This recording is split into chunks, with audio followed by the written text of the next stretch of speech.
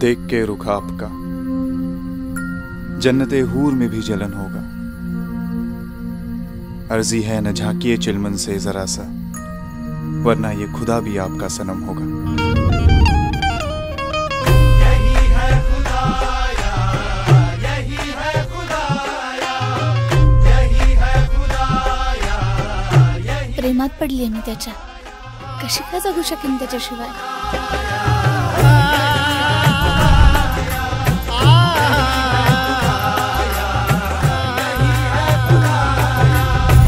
गुलमोहराचं झाड दिसतंय, लहानपणी त्याच झाडाखाली भातुकलीचा खेळ खेळायचो आपण, तू मी आणि सुमेध।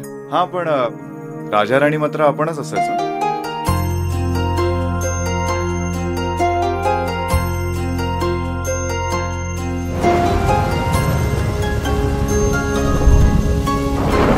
भारत आणि चीन मधील वैचारिक युद्ध आता प्रत्यक्ष रणभूमीवर येण्याची चिन्हे आहेत। भविष्यात जर भारत आणि चीनचं युद्ध झालं तर त्याला आपले राज्यकर्तेच जबाबदार आहे। मला माहितीये मी जे काय करतोय ते स्वीकारणं सगळ्यांनाच कठीण जाणार।